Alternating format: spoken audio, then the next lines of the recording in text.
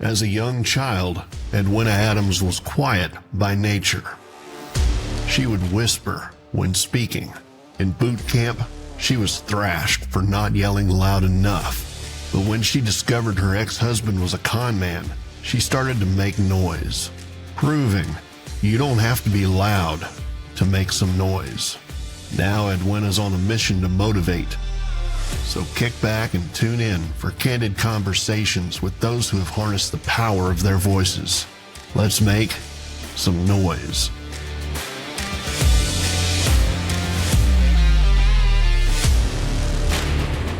Welcome to Let's Make Some Noise, where you can make some noise no matter what you sound like. And NOISE is my acronym for a narrative of inspiration, strength, and encouragement.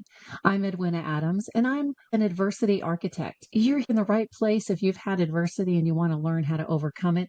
I love giving you the tools to do that so you can use your adversity to do something positive. I also love talking to other guests who have done the same, and we get so much encouragement from each other, and that's the way it should be.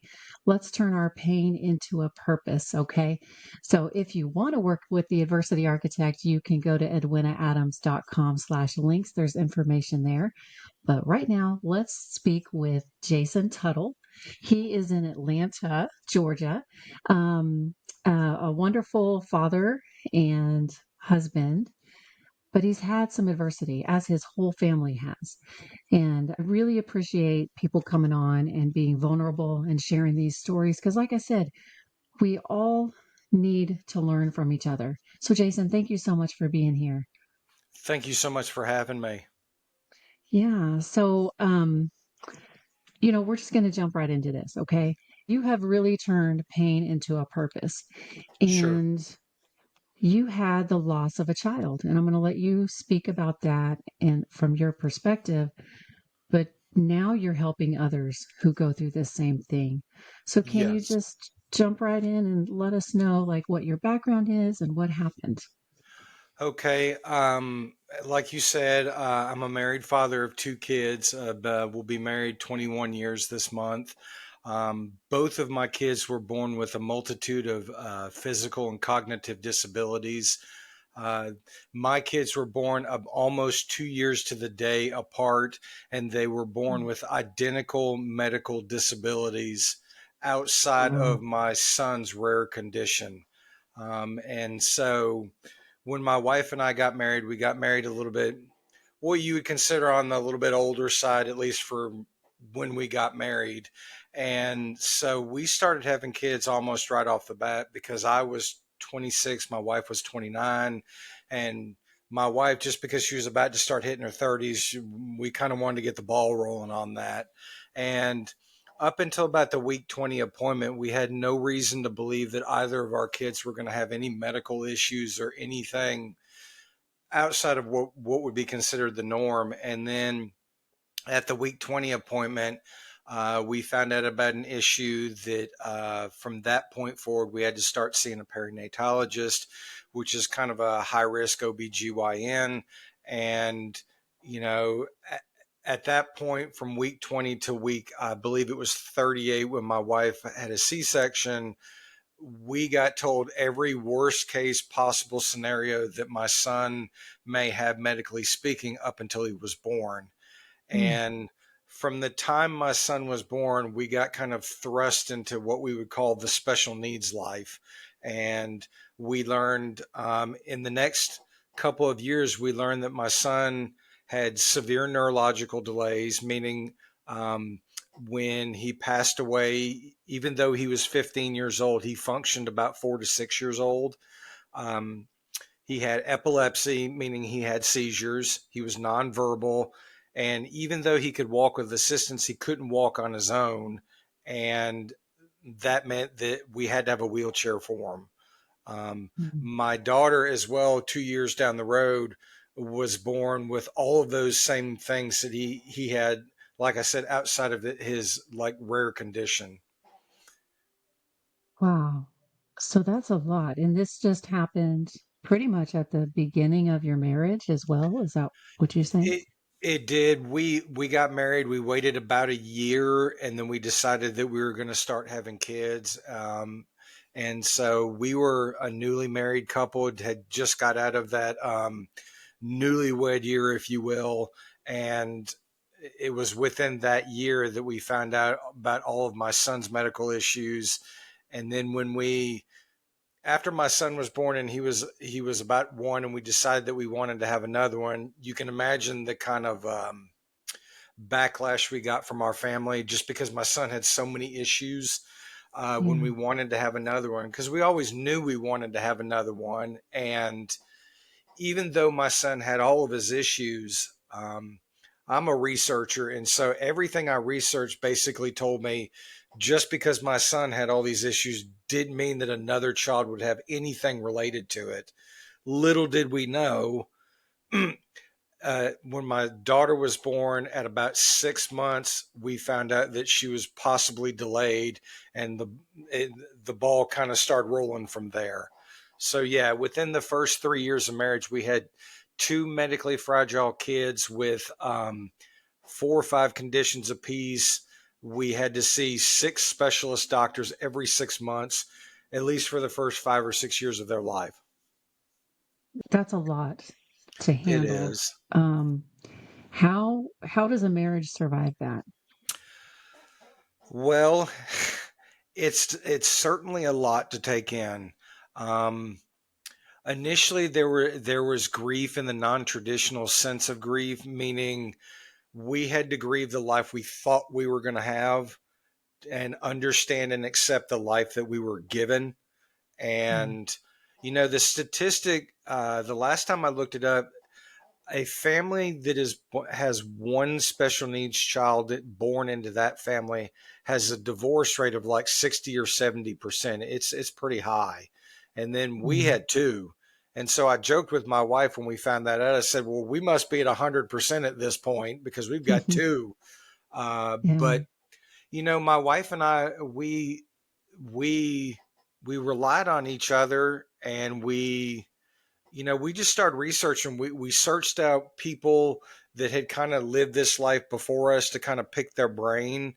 And then, it just kind of grew from there. So it was a lot of community support, in the sense of we found organizations that had lots of families that had kids with special needs. And that's where we got recommendations and all that kind of stuff. Wow. Well, that's really wise of you, Hmm. and it's nice that those things exist. I Yes. know that, I'm a child of the 80s, Hmm. born in the late 70s. So Yep. I don't know if those kind of things were around for people back in that day, where now we have social media where people can connect even from afar. You can be a part of a group like that. So Hmm. that's really great that you're able to do that. Um, so how far apart are your two children? You said about 2 years? They are 2 years apart, almost to the day. Oh, wow. Okay. And being that they had the same issues, was your daughter also nonverbal and didn't speak, Yes, or my daughter was born with developmental delays, just like her brother. Even though she's 15 right now, she functions about 4 to 6 years old. She is epileptic. She does experience seizures, and in fact, between the two of my kids, of the 6 different kinds of seizures, I've seen 4 of them in my house. wow. And Hmm. so she had epilepsy and seizures. She's also nonverbal. Now, she does say a handful of words, but like to talk and converse, no, she cannot do that. And even though she can scoot around like nobody's business, when it comes to walking, if she's not supported, she has to have a wheelchair. Do you have in-home care that helps take care of her with you, or do you guys No, just do it all? well, I was a stay-at-home parent for 12 years. So for those 12 years, I was the care. When my wife and I got married, when we talked about having kids, it was always kind of decided that I was going to stay at home. One, because I worked in an elementary school and I worked with kids. And so I was very familiar with kind of all of the stuff that related to kids. Excuse me. But when we found out about all the medical issues, I did all of the physical medical issues. And so, like my son and all of his respiratory equipment, all of his medications, and just some of the things I had to do for him because of his rare condition, I was the one that was the care. And by the time my daughter came around, because she had similar issues like to her brother, I was very familiar with it. So I just stayed at home and just kind of added her Mm. to the list, if you will. Wow. That's incredible. Um, Now, as if that's enough, right? We could stop there and be like, that's your fill of adversity, and what have you done from there moving forward? But it didn't end there, right? Like, you guys continued to have adversity because your son's name is Zachary, and Yes, you guys lost him. And we when was did. this?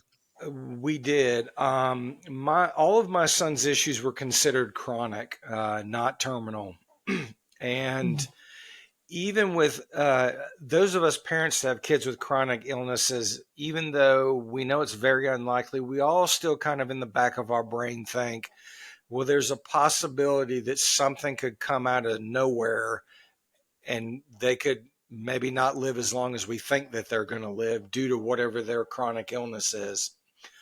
And unfortunately, I always kind of thought that throughout the entirety of his life, and not that, by no stretch of the imagination did I want that. However, it was always something that I kind of thought it's a possibility. And yeah. 3 days before he passed, he came home. I did my normal routine for the kids coming home. I made his favorite dinner. He ate like a horse. I put his sister to bed, and normally what we would do, my wife and I would keep him up for about an hour longer just to give him some one-on-one time. Uh, I love my daughter, but my daughter can be intense at times. In fact, my son from time to time would look at me and go, "Can you just put her to bed?" Just because, again, I love my daughter, but she is 1,000% all the time, and so we brought him into our bedroom. We watched TV for about an hour. My wife went to go brush his teeth, and we used an electric toothbrush. And he threw up a little bit, which didn't really strike us for anything. And I just looked at my wife and said, "Well, maybe you hit his gag reflex and something was in there, just came up." Cleaned him up, didn't think much about it. We put him to bed that night. And my son, from day one, was always a great sleeper. And that night, he was up and down all night long, which was Mm, unusual for him. So we get my kids up the next day. I text his teacher because he's in a self-contained special ed classroom, and I didn't know if what he had was contagious, and I didn't want to spread it to him. So I text her and go, "Hey, I'm gonna keep Zach home.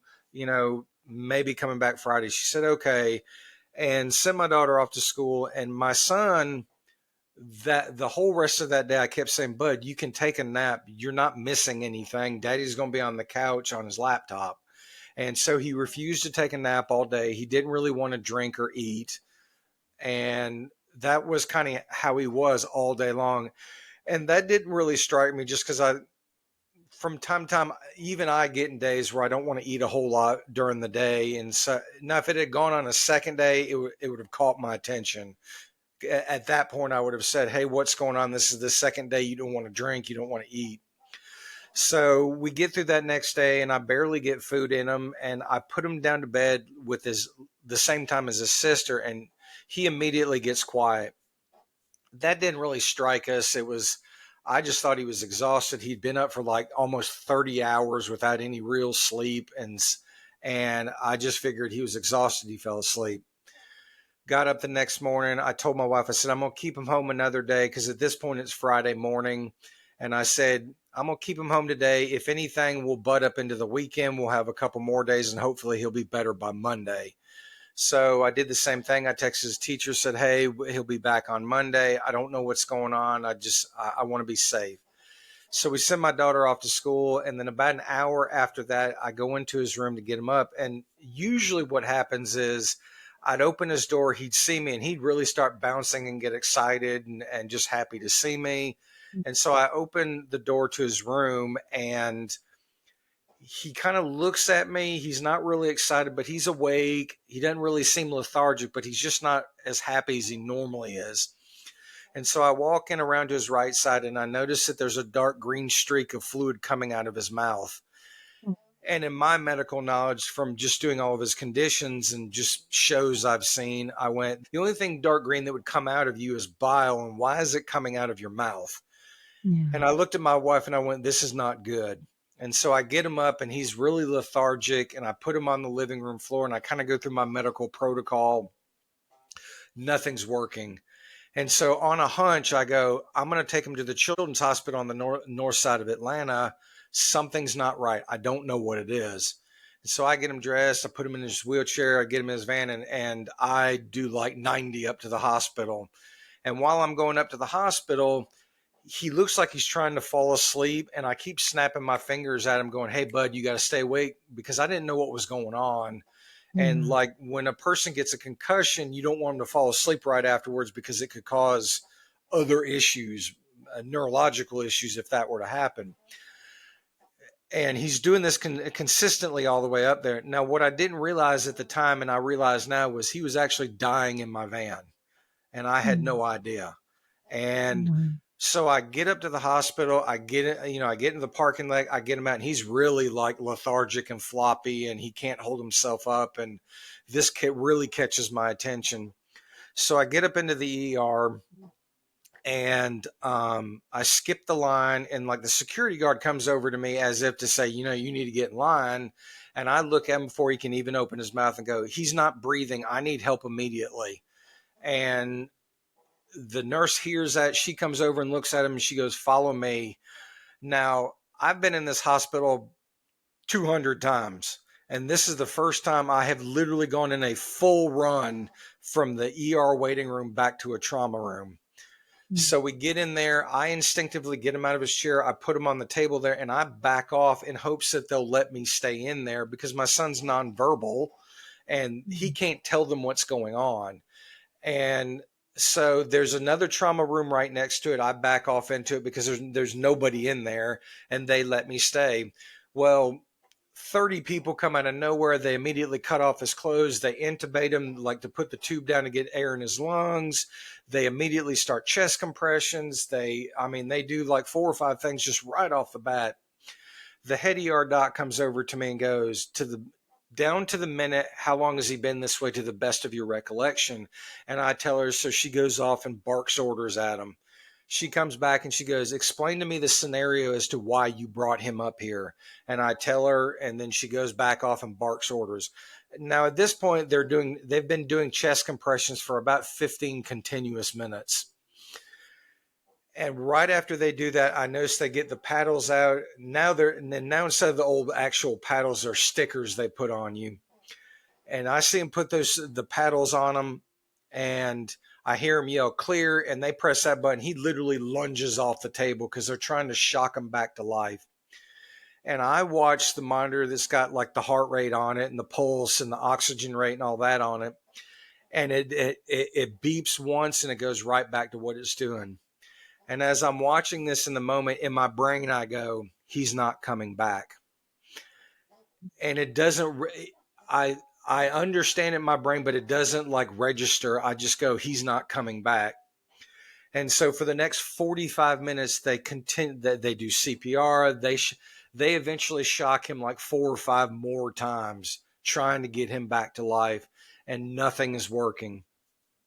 So finally, towards the end, the head ER doc comes over to me and goes, well, we can shock him again. But she goes, I don't think the result will be any different. And I said, well, this is out of my wheelhouse.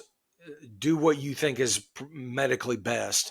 And so they do, nothing happens, and she pronounces them. And so I would turn around into the other room, and understandably, I have kind of a moment to myself. And then I immediately compartmentalize, because now I have to call his mother and a couple other people to let them know what's going on. And then I've got to find out what my next steps are to do. Like, are they going to do an autopsy? What's the reason why they are or why they're not? Who do I need to contact for a funeral home? That kind of stuff. And so they pronounce them. And now understand, at this point, my wife is working at home. She thinks before I'm calling her that he's sick. We're going to get admitted. We're going to have our kind of 7 to 10 day stay that we normally have. And then he's going to come home. and I have to tell her, hey, Zachary's passed away. And I will never forget the sound that she made when I told her that over the phone. And so she kind of regained her composure. She was at work working from home. And I said, contact your boss, call your parents because they lived close. And I said, have them drive you up because you're in no state to drive. And then I have to call my mother, and I'll never forget her reaction. And so I told both of them, and I then had told the care team. I said, "Well, I need to know these answers to all these things," and they told me.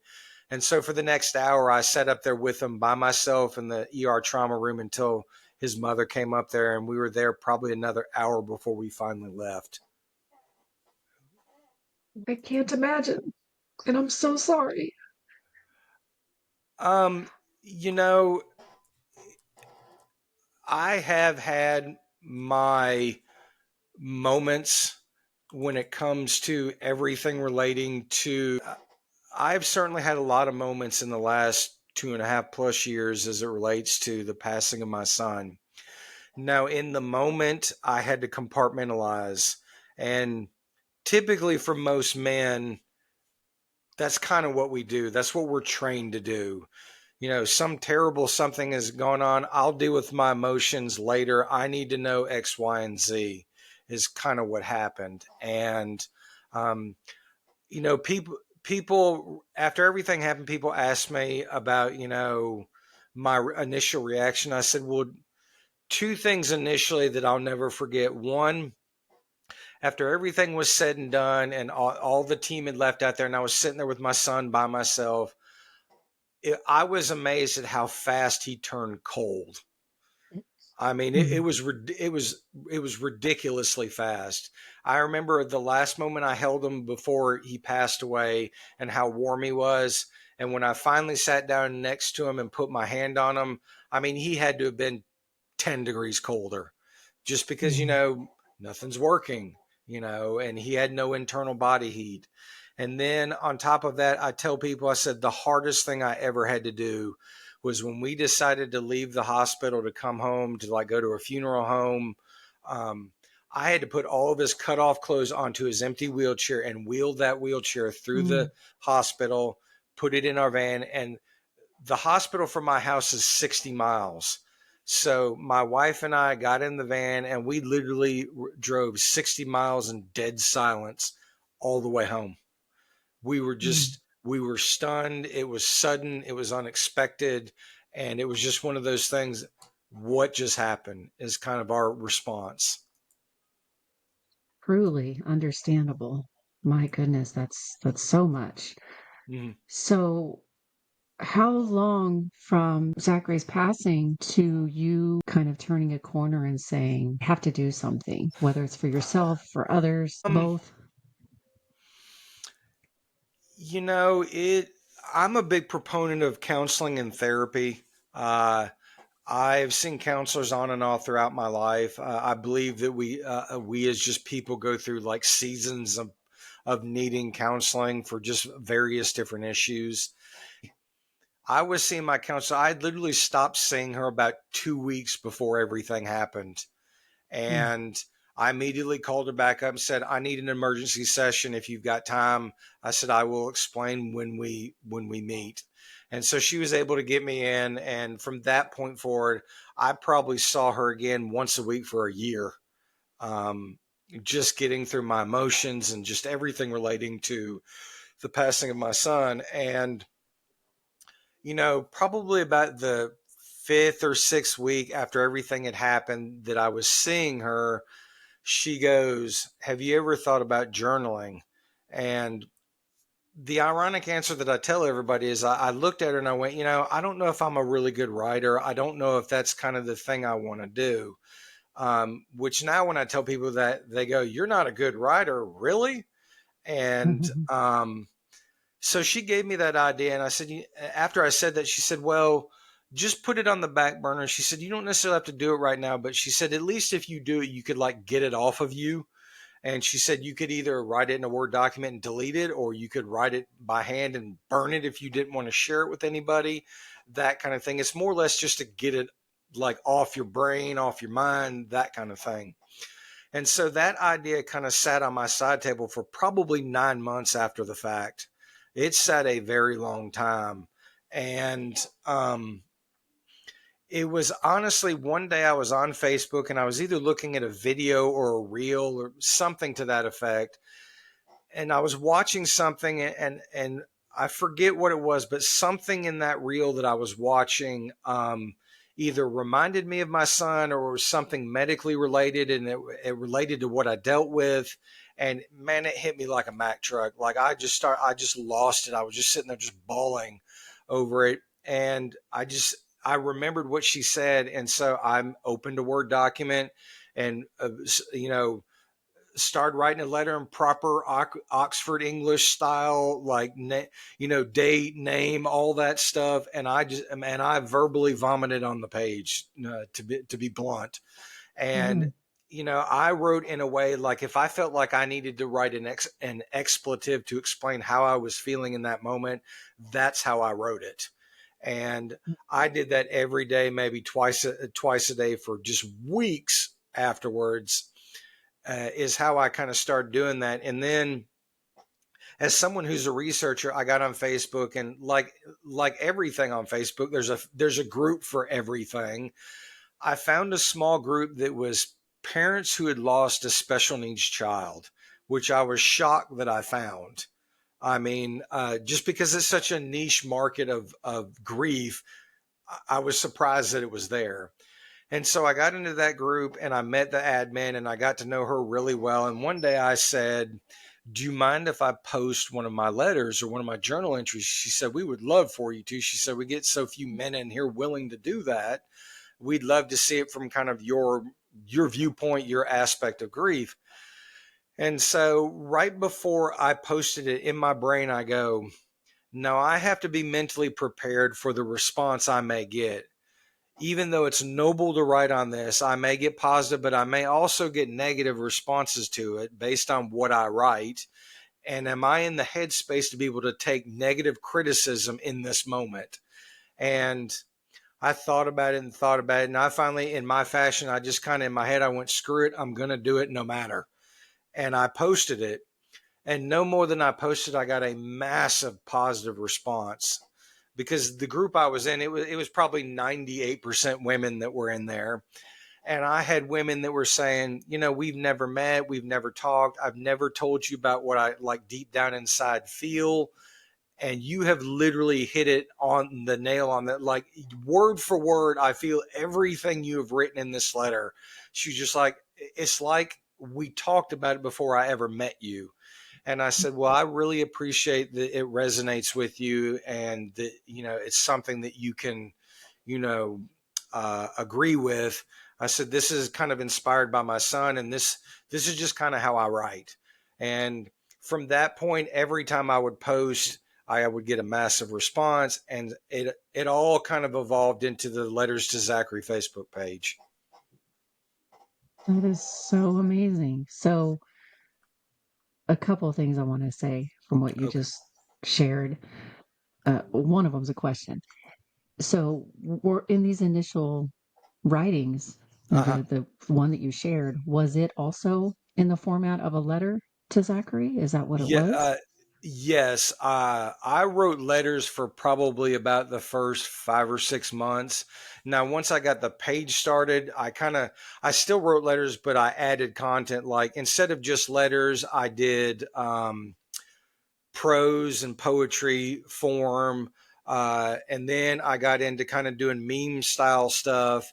And then I got into where I shared other grief pages content, but like I shared it on my page, and then like I would put my male kind of commentary over it as to how it was for kind of the male side of it over it. So I would kind of do commentary on other grief stuff that was more geared towards the female side, and just said, yes, this is correct for the female side, but from the male side, it's, A, B, and C. And then I kind of got into short form, like video, like 3 to 5 minutes, kind of just short, kind of question and answer stuff. So yes, it was letters, but I have since expanded it to like 4 or 5 other styles. Okay. Well, it's just such a fascinating way to do it. What gave you the idea to do it in a letter format? The initial one I didn't really think about, but later I kind of went back and thought, if I could find a way to mail something to my son that he could read, and then just letter was the first thing that came into my head. And so that's Mhm. kind of why I wrote letters versus just like journal entries.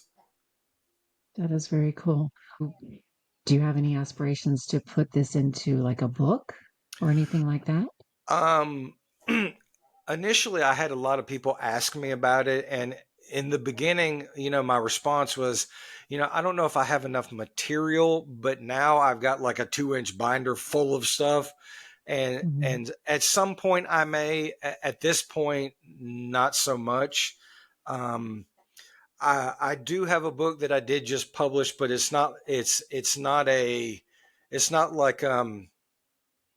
not like a written word book. It's actually a grief coloring book. Oh, okay. Very good. Is that on Amazon or where can people It get that? is, and if people are interested in it, you can go to my website, letterstozachary.com, and I believe it's like the third or fourth section down. It talks about it, and there's a button there that'll take you directly to Amazon. Okay. I love the idea of a grief coloring book. I know that coloring for adults is really powerful Hmm. because you can just relax and shut other things down in your head. So Exactly.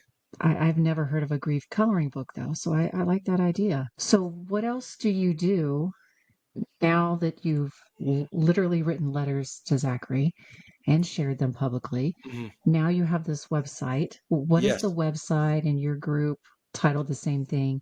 Um, what does it all do? How does it work for people? Okay, for those that are interested, you can go on Facebook. You can type in "letters to Zachary." It's a blue logo with kind of the name written in script, and it's got kind of like a paper airplane with like angel wings on it. For those that are looking for the logo, um, that was my initial original creation, where I posted all of my letters, commentary, videos, you name it, on there, and I went on Facebook. The reason why I started on Facebook was because that was the biggest audience I could reach out to in the moment. And when I finally decided of who I wanted to open it up to, I thought, well, where better than social media? Because, Facebook has what, 100 million members, Yeah. that kind of thing. And so I thought, I want to maximize the number of people who want to see it, that I can get it to them, versus just a Go where website the that, people are. Yeah. yes. So I was kind of going where the people were. Um, and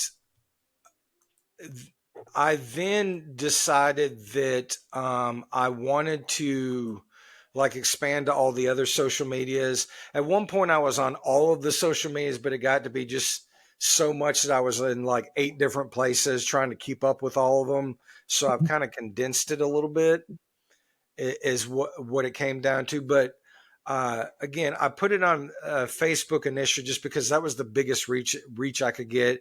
Plus, there was already an established kind of grief community on Facebook, as well as Mhm. Instagram and TikTok and all of those others.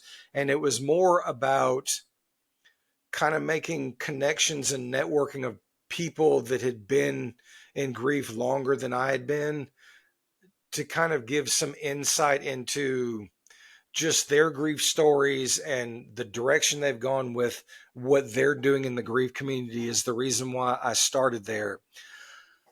The website, kind of a one-stop shop, if you will. It would tell about the Facebook page and the Facebook group and all of the other social media sites. And then, like I said, I have a grief coloring book that I've had published, and people can go there. And I also have entries from the blog on there to kind of give them a taste of the style of writing that I have on there. I also have an area where if anybody want me for like public speaking engagements, I've got that on there. And so it's all kind of a one-stop shop, because ultimately, even in my grief at probably not that first year, but after about that first year, I kind of got the thought in my head of, yes, this is painful. Yes, this hurts. But instead of complaining about it, I need to do something about it. And that's where kind of all of the blogging began, and the website began, and eventually the coloring book, so that I could reach out to people to say, hey, I'm in this journey with you. I'm here to help. I don't know all the answers. If I don't know the answers, I'll find the answers, or at least direct you to the person I think that has it. This is what a narrative of inspiration, strength, and encouragement is. It's Mhm. taking that pain and doing this very thing for others. Now, so Jason, let me ask you this. That first group you were in, you said Yeah. was mostly women, right? Yes. Since you have stepped forward and created your own community, have you found that more men have joined your community? Well, I looked up online, and the average like emotion related group that you can find on Facebook typically has about 4% men that are members. And when I say that, I mean they're members. They don't necessarily post all the time. A lot of them are what I would call lurkers, if you will. They're there Yeah, just to read what's going on. They're not really active in there. And so again, it's about 4%. And in fact, I looked yesterday. My page actually has 12% male population. So I'm tripling the that's awesome. percentage Yeah. of population on there. Now, even still with my page, 99% of the people that comment are women. And Mm.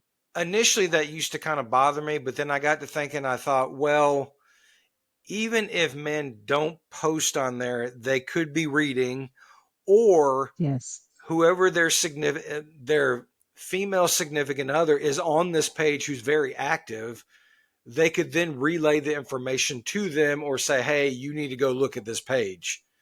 So that my view on it changed after a while, going, even though I don't have a whole lot of men actually active on there, I'm betting their significant other that's on here, when they find something that can relate, they're relaying the message. So that's more kind of what I look at when it comes to the male participation.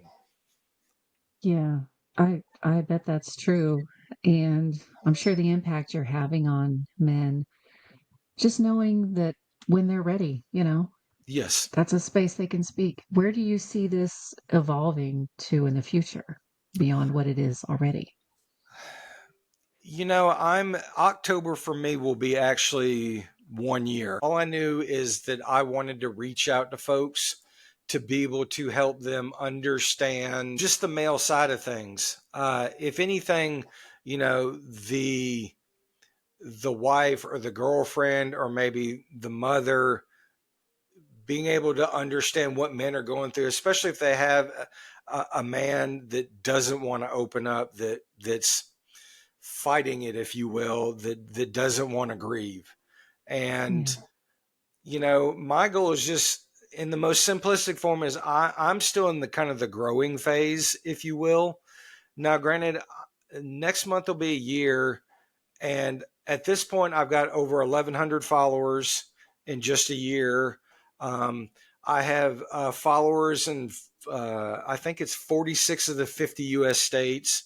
I have followers in 26 different countries. So if you would have told me a year ago that I would have a page that had a worldwide reach, I would have probably looked at you and said, "You're crazy. You're out of your mind.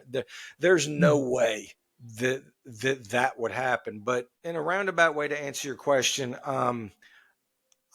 I'm constantly looking to collaborate with other people in the grief community. I have already collaborated with what I would consider some big names in the grief community, but I still want to. I want to get to where this can be a resource on, say, other people's web pages, to say, to male groups. If you want something, this is a pretty good resource for another gentleman that understands what you're going through. And so Yeah. I want to be resources for other people. At some point, I may write a book with the letters that I've done and just compile them all together into a book. My biggest next step is I'd like to get into public speaking. Um, Yeah, definitely. Well, you can do any of those, and I know that you would do them well. Because it starts with having that caring heart, mhm, and you have that, and mhm, you've overcome the adversity, and you're still overcoming it. mhm. So continue to help others. One last thing, Jason. Are you familiar with a Christian artist named Toby Mac?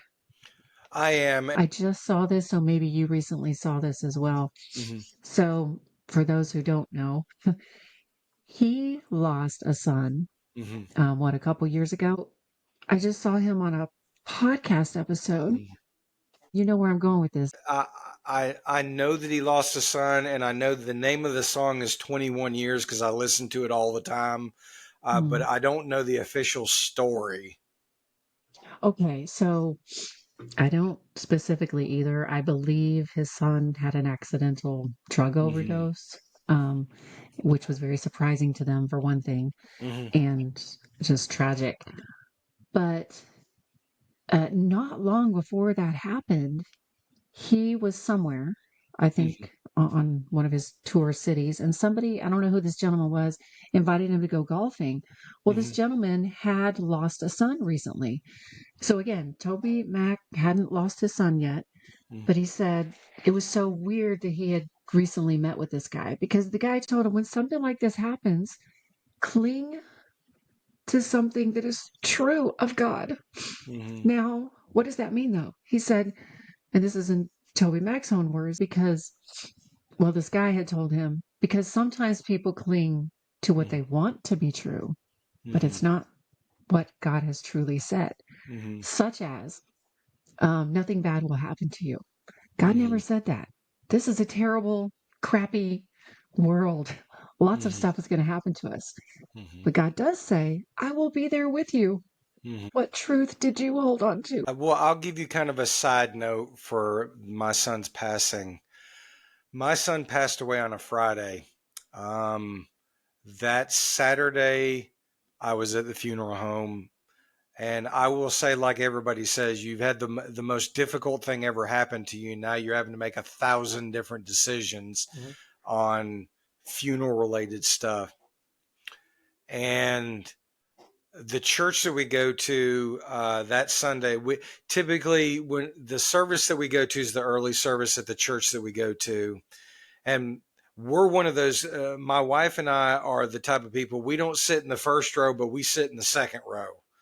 And I mean, when I was a kid, I used to hate. I'm just like, I don't want to be up front. Everybody's seeing me. And now, as we've gotten older, I'm just like, one, I need to be able to see, and two, I need to be able to hear. So we're going to sit up there. And so, literally 2 days after my son had passed away, we went to church and we sat down. And one of the associate pastors before service had started typically walks around and says, welcomes everybody. And he walks over to us, and you can see the look in his face. He has this look of, why are you here? And he literally looks at us and says, why are you here? Mhm. And I stop and I pause and I go, where else would I need? I said, where else should I be? I said, because no matter the denomination, I'm taught that I have to rely on God through all of my scenarios, no matter how good or bad that they are. And I said, this should be the first place anyone should be after the fact.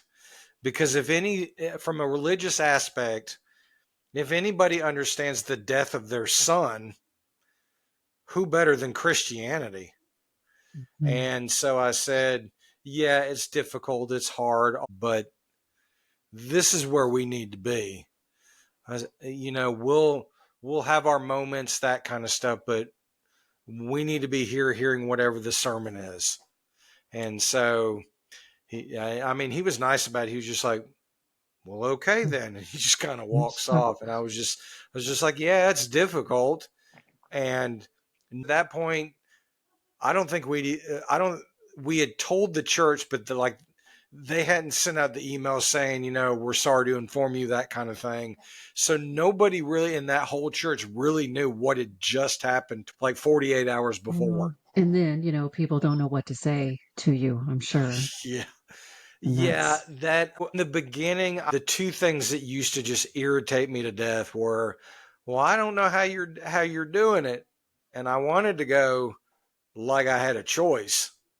right. And then it's going to be ironic that I say this, but the one that used to it was the top one that irritated me was, well, God only gives you what you can handle. And That's the worst. Yeah. well, Thing to say. since then I have modified it. When people say that to me, I go, stop, reverse your statement, listen for a second. I'm a former religion, philosophy, Christian education major at the first school I went to. I've studied a lot of religious texts. And I said, the one thing I will tell you is that statement is false. I said, God gives all of us more than we can handle. And most people go, well, that's not right. I said, yeah, it is. I said, because in human nature, I said, we're all stubborn and we want to do it our own way. And I said, so God will give us enough to finally almost break us to go, I can't do it anymore. I need your help. I said, because ultimately God wants us to follow him and wants his help. And so I said, God all the time gives us more than we can handle because God wants you to come to him, not do it on your own. So if you're telling me that God only doesn't give us more than we can handle, you're wrong. He gives you more than you can handle till you finally realize God wants to handle it himself. And that's the only way to get you to realize that that's what God wants. That is so good. So good. He does. We're not meant to do it. Can't do it on our own. Thank you for your vulnerability. And you've said it many times in this discussion here. You're bringing to light an issue that a lot of men don't talk about. You're going to help a lot of men. Well, and a lot of men won't do anything until they see someone else doing it. And so there always has to be that initial one that's willing to risk things to be able to do it. And and and I'm not the greatest thing. Even doing this grief journey, I've made mistakes. Even though people think I write well, I've said some things that have irritated some people along this journey. So I'm just hopeful that someone will see it and see the words that I'm inspired to write, and it will, even if they never say anything to me, that it will resonate with them to make them kind of go, well, I never thought of it that way. Because throughout this whole journey, I've had a lot of people go, you have an interesting way of taking difficult topics and making very simple analogies to explain them. And I said, well, if I can explain it to you like a kindergartner will understand, then everybody will understand it. I was going to say that's your elementary education kicking in, it sounds Sure. like. Yeah. That's a good quality, though. I mean, they say that those are the best teachers for anybody because some people need that. Your headspace isn't in the right place all the time. People may have been overcomplicating it for somebody all along, and then here they come across something you've written or a video of yours, and they're like, "Oh, yeah, that clicks." So, wow. If you are dealing with grief for the loss of a child, then go find Jason Tuttle. Go find his information and connect with him. Jason, is there any other final thoughts or anything you wanted to share today? Sure. Two things. One, for men out there or their significant others. It's funny how men are the gender that never want to be told what to do. But yet, when it comes to emotion, they let everybody with a voice tell them exactly what to do and how to do it. What does it matter what anybody else thinks about your journey, especially as it relates to grief in my case? Why does it matter what they think? Their opinion has no effect on how you deal with an experience that you've dealt with. They are looking from the outside in. They have no idea what you're dealing with. So Don't let an outside force dictate what you're going to do, because ultimately the only way you can get through grief is to grieve. There's no way around it. You have to go through it, is what I would tell people. And then for those on the grief journey, there's a quote. I say I came up with it. I might have paraphrased it from a couple of different things. I say it's mine. So if someone out there hears it and goes, "Hey, that's someone else's," I don't mean to steal their quote. But what I tell people all the time when it comes to the grief journey, I say, though I strive for the glory of the mountaintop, it is the valley in which I live and I persevere. Meaning, sure, we all want the good times. We all want to be able to see afar. We all want to have the happy times and the prosperous times. But the reality of life is we live in the valley and we deal with difficult times more often than not. We deal with the mundane more often than not. It's how you deal with those moments is what defines how you get to that next prosperous moment, even when it relates to grief. Very well said. Wow. We'll go out on that note, Jason. So thank you so much again. And Thank I you. truly hope um, this show helps bring attention to what you're doing, the great causes, and you get some more followers that are looking for you. This is how they find you doing things like this. So thank you for turning your adversity into noise. And for anyone else, again, if you have adversity and you are trying to get through that or you have gotten through it, but you want to figure out how to use this to help other people, you can connect with me as well. edwinaadams.com/links. Look for Adversity Architect, learn about that. And again, make sure you have the show notes and the details to get a hold of Jason. Thank you. Have a good day.